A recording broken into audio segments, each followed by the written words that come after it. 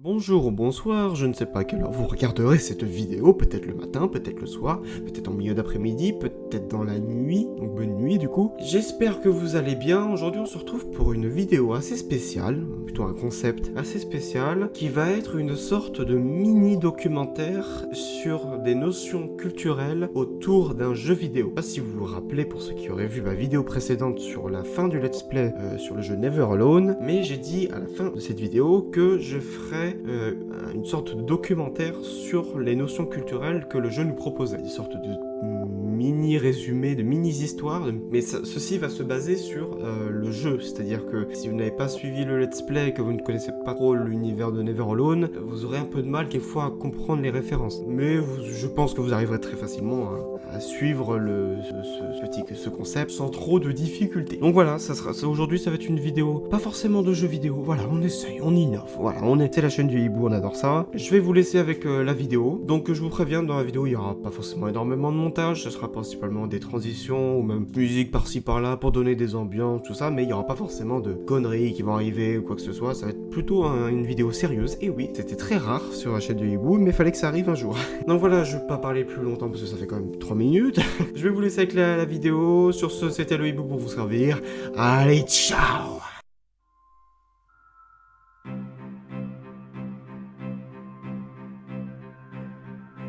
One of the things I think a lot of people need to understand is we aren't a museum piece.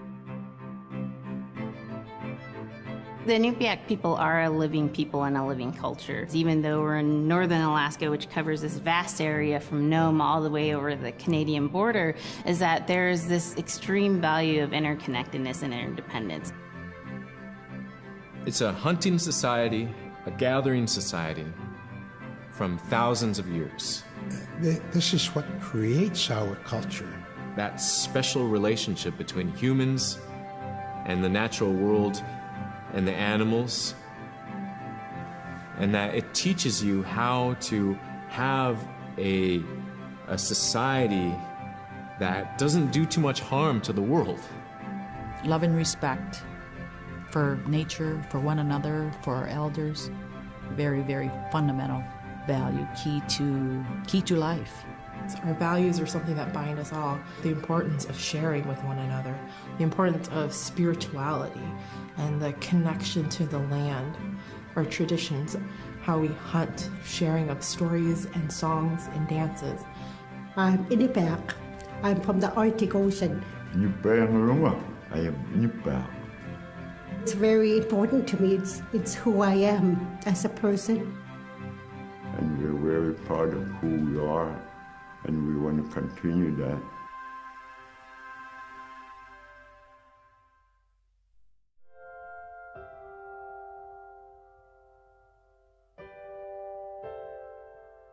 It'd be busy, busy, busy all through the day. You get up and you just go right to work, right to work. There was always something to do. There's never any idle time. The only idle time we had was after we eat and before we go to bed. One of the older people would be relaxing, laying down there and saying, it'd be really nice to hear a story. And then just organically, someone would just start telling a story. Storytelling for the Inupiaq people is very important because it not only created that sense of community, but is a way to pass on wisdom to the next generation. It was like TV, It was just like, it was as good as any movie you've ever seen. And the storyteller told it so clearly that it was just as powerful as any of the greatest movie blockbusters you've ever seen. There was a reason behind the stories that we were told because they held traditional knowledge. They held things that we might need to know in life, whether it was about how to find food or how to survive, or it was about well-being and the importance of connecting with people and being a good member of the community. We all do stories. We all live in stories. We all tell stories to our friends, and they need to be told. They need to be heard.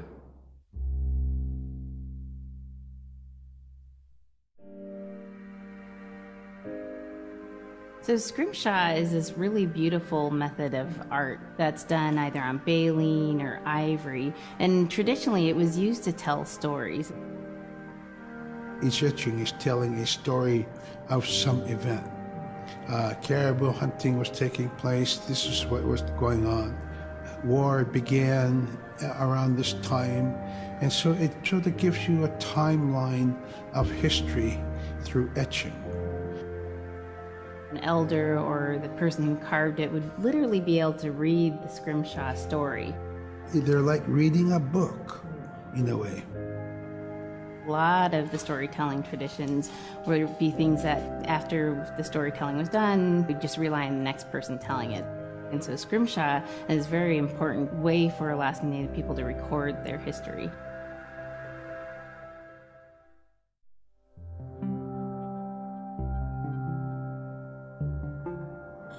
When I was growing up, my grandpa had a pet white fox. If you're a good friend with a fox, when there's danger abound, they try to keep you from getting into trouble. They pull tricks here and there, and foxes are like spoiled little kids in a way. When you let her out, she'd go prancing out in the snow, jumping in the air. I know she was happy then. Come running at me and jump on my chest, knock me backwards, lick my face, and I try not to let her. So that was my memory of my grandpa's pet fox.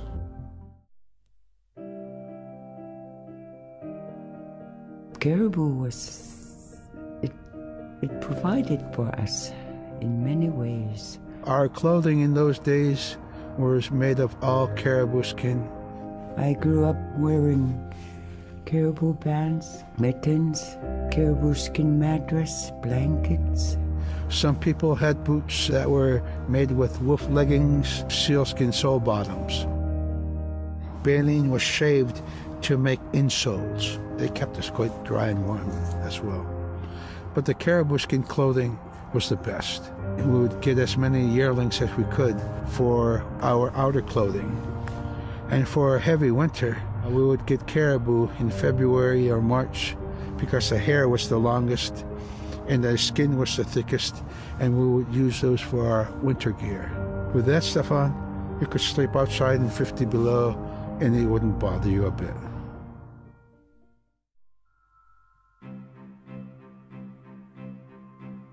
Silla is the weather.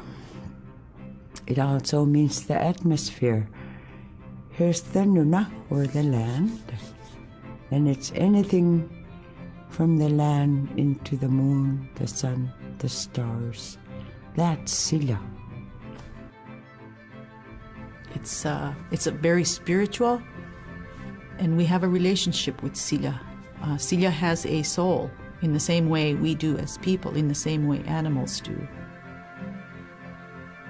I think spirit helpers in and of themselves are really about how we're connected with things. And so it may be that there is a spirit helper that shows themselves as a bird to show you the way home, or it may be a spirit helper that actually decides to show themselves with the face and body of a man instead of their animal form. And so I think one of the things that's hard to understand is that it's not one way of seeing things, it's one way of knowing you're connected to everything. We've always had that spirituality of everything around us. It's the interaction you have with the air you breathe, the ocean that you gather resources from, the rivers from which you gather fish, the tundra from which you pick berries, the animals that give themselves. It's all of that.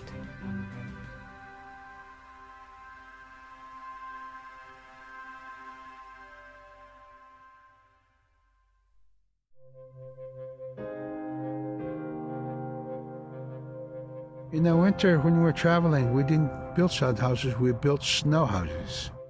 In Canada, they call them igloo, but here in Alaska, we call them apuya. We'd do a day of travel, and then we'd make a apuya.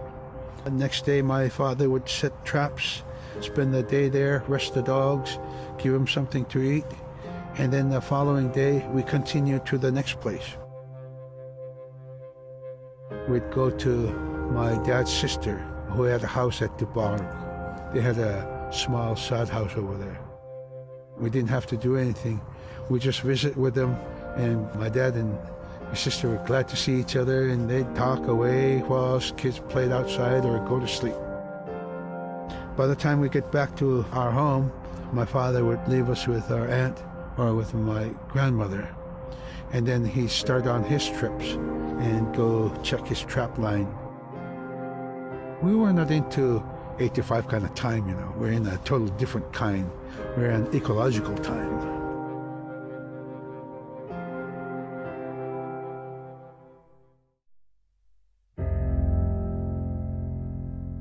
Drum is something that's common to all cultures in Alaska.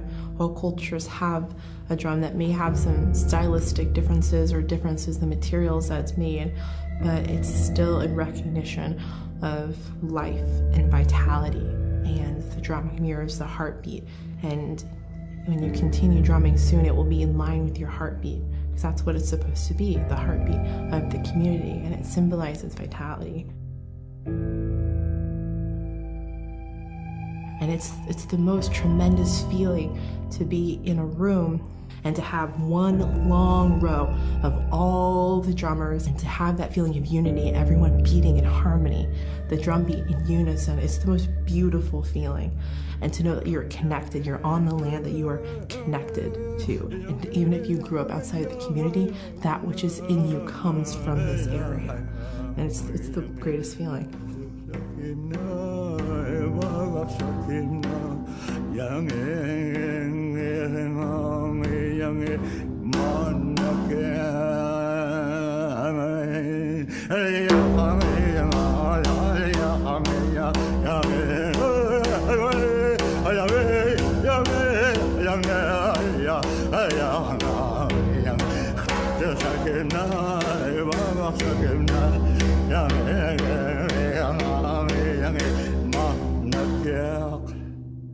Man, I went at it and look what happens. Oh.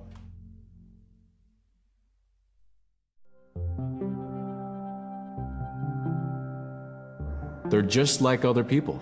They just happen to be very small and extremely strong. These are stories that are common throughout Alaska. It's normally that people are size from your elbow to the tips of your fingers, and they possess superhuman strength. So they may be tiny, but they can carry a whole caribou. And if you go up north and you talk to a number of the people in the community, they'll talk about having seen the little people. There's a place at home that we know, but we don't profess it to anybody. But it's not like the boogeyman.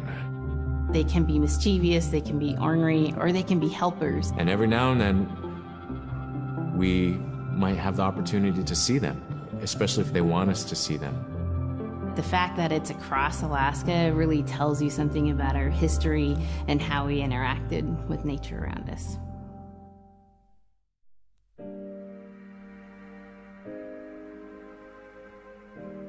The bola is what we call kilometang. And the kilometang is made out of braided sinew tied out to some heavy bone which you could twirl. In my case, we're catching ducks. When we're out whaling, sometimes the ducks start flying. And they're good for duck hunting. You know, if you're a whaling crew, you can't make too much noise. So you can't use a shotgun for getting some duck soup handy, you know. So bolo was a really handy weapon to use for catching ducks. You know, the ducks fly in, you throw it up and tangles up the bird, and down they go.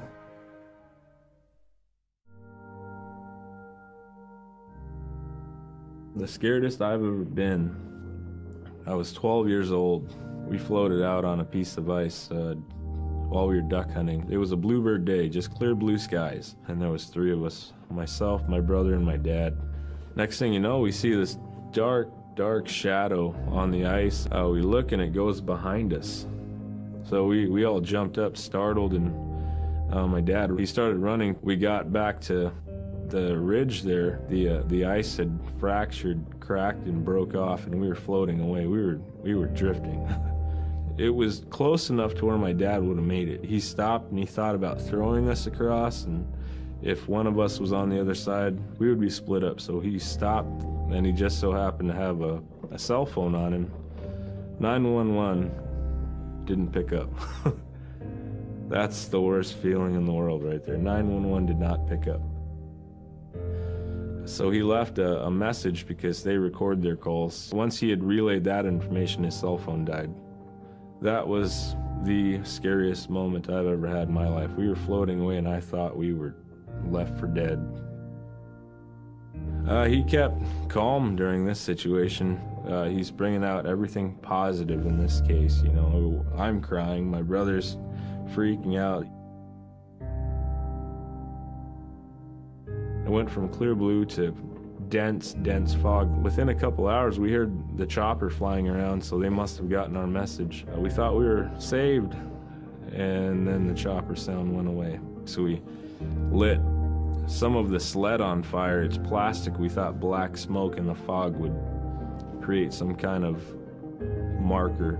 Chopper pilot had mentioned when we got rescued, you could see a glow in the fog, and he slowed down there, and sure enough, as soon as he slowed down, we got within visual. That was definitely the scariest moment of my life, was floating away and not knowing what the outcome was going to be.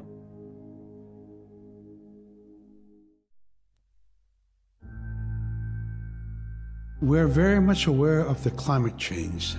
And it's been for many years, even before climatologists were noticing this change, Inuit were already saying, Sila alangoktok. Our climate is changing. If the heat is going the way it is right now, for us it's going to be pretty bad. Different birds are coming, and they're coming earlier, and sometimes rain is more than what we want. Because when there's more rain, we know it's going to melt the permafrost. In my time as a young whaler, when I was 9 years old, we're hunting from ice that was about 25 feet thick. And there was giant icebergs already floating, coming by. That was the first signs of a changing climate. Ice that never broke before was now moving. Now, here it is 50 years later, we're hunting whale from ice that's 18 inches thick.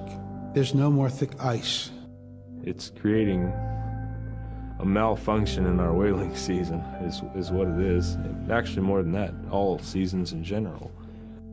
I think we are more scientists than more people will realize. We have more knowledge of those things than people will ever know.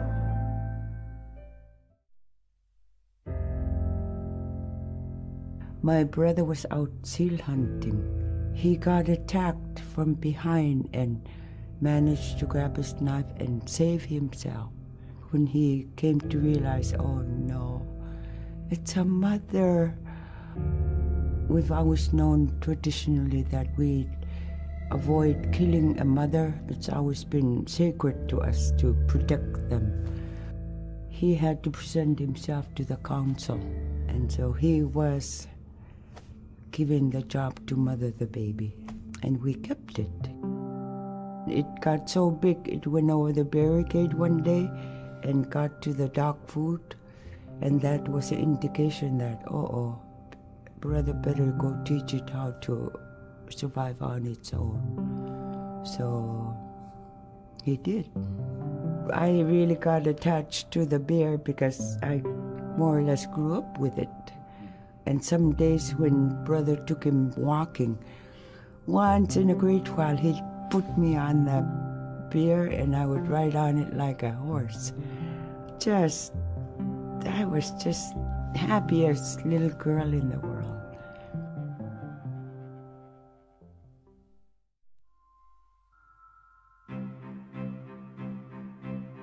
In, Arctic Alaska, hunting is a really important part of life. It's not just about going and shooting something, it's about going and putting food on the table. But more importantly, subsistence hunting isn't just about the insular family unit, it's about feeding the whole community. And I think that's one of the beautiful things about subsistence hunting in Alaska is that people go out and they'll go get, fish, or they'll get a caribou, and they'll get, seals and whales. And one of the first things they'll do is they'll say, oh, I need to take this to the elders. This isn't just about one individual surviving or one family surviving, it's about the whole community. We didn't just go out and kill and put in a freezer.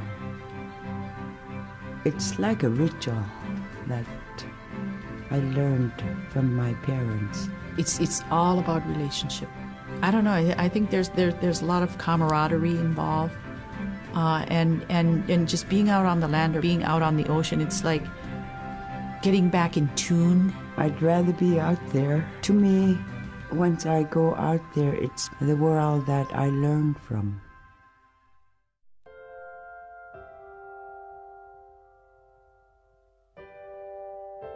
Now we spend all our time out in nature. You get very intimate with the world. And over time, if you're living that life, you start to sense that everything has a spirit. There's a consciousness in everything. Everything is alive. If everything is alive, then we want to respect it. And if we're going to use it, we want to use it respectfully.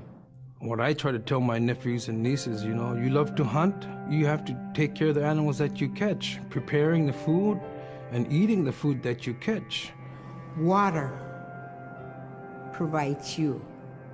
The ice brings you life.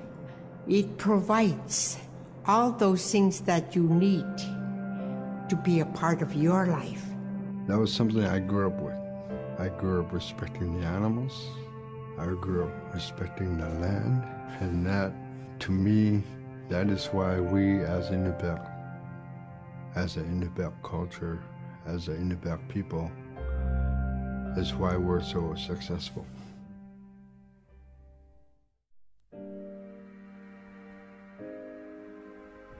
I think most central to the ideology of the Inupiat is the idea of sharing. Being able to feed the community, feed others. That's why we hunt. In the old days, that's what you needed to survive, The sharing is important because it's how the community survives together collectively. We just give. That's how I grew up. That's the way I'm always going to be. Because of who we are, we always think about other people first. If our people didn't share in the old days, we wouldn't have survived in this harsh, climate, environment.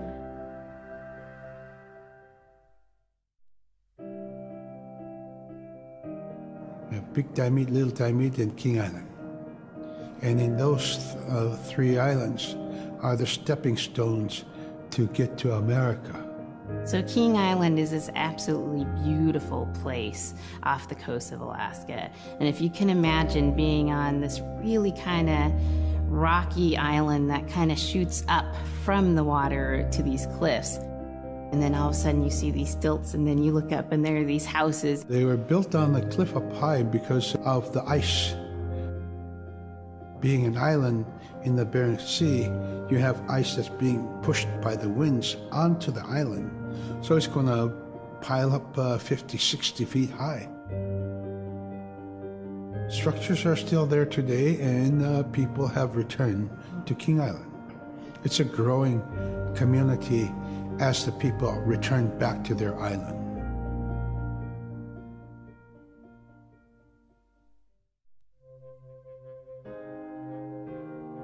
When I was young, my mom, whenever the Northern Lights came out, she'd just whistle. Boy, they come alive. Just keep whistling and that aurora will just like, you can almost hear it. And then she explained to me a a little bit later that those are children, and children who've passed away when they were children. You don't want to draw them in too much, you know, is what she said, because then they could play football with your head, play Eskimo football, and that's what they want to do. They're always playing, those children up there. Don't play out without your hood on. If you don't have your hood on, the Aurora person is going to come down and chop your head off and play ball with your head. It wasn't like they were trying to do bad, you know, or it was like a scary story or anything like that. It was just, that's how it was, that's what it was.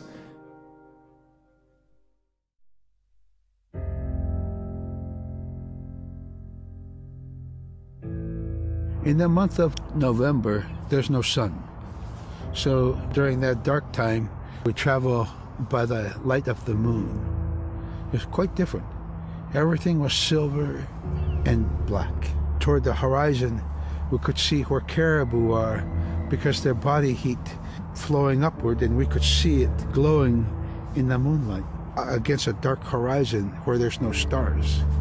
If somebody yelled, you could know who yelled from where the sound came from, but specifically where that cloud of their breath went up and it glowed in the moonlight. So that was a good time to travel. It was very surrealistic. And so things that were dark objects look very close, and white objects look very far.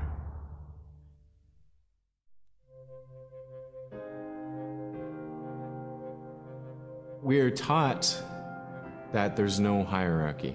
It's not everything else and then man, you know, humans on top, and they're separate from everything. We're taught that everything is equal, and that all the animals have a human form, or can be seen in a human form. And so they have just as much or more intelligence. You know, in fact, have a lot to teach people. And so that's how these transformations can happen. It's if the animal wants you to see it in its human form. There's a story where a man comes up to an ice hole, and then realizes there's another man in his parka that's got stuck in the net, you know, and is just stuck like that. Oh, can you let me out? Please help me, you know. And so then he lets the man out, but then realizes that was actually a seal. That was a seal man. And just because that seal wanted that help, that seal allowed itself to be seen in human form.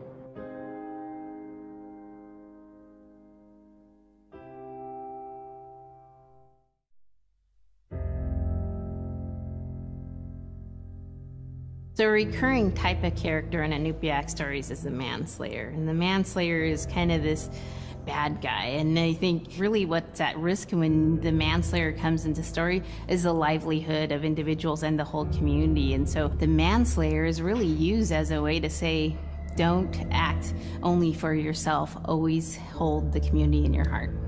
Oftentimes in these stories, there is one person that will stand up. And what this humble person will represent, who faces that manslayer, is a return to order, a return to true living in the community. And it just takes that one person. It could just be that one person that can help to change everything.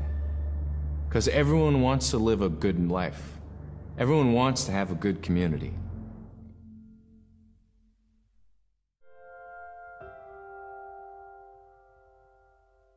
With the story of Kunuk Sayuka, told by Robert Cleveland, it's just a masterwork. It's a well-known story among the Inupiaq people, and in our case, of producing a video game that really reflects indigenous heritage. It captures the imagination, and it's something that you have a very specific kind of task to do. There's a blizzard you know, and it is just a non-stop blizzard that is overpowering the people. And there's one man that wants to figure it out. And in our case of the story, it's a girl that wants to find the source of that blizzard. The blizzard man, it's like that is the physical embodiment of an element of nature. And so there's a person that needs to go up and take away that adze, that's chipping away that snow. In that community, the person least expected is the one who stands up and makes the difference. Humility is something that we value, and where that comes from is the idea that you are not the biggest thing in the world. And when you live in an extreme environment like where the Inuit reside, you're at the whim of the environment, of the climate, of the animals. You can be as prepared as you can, you know, by learning from your elders that, you know, you're not the biggest force in the world.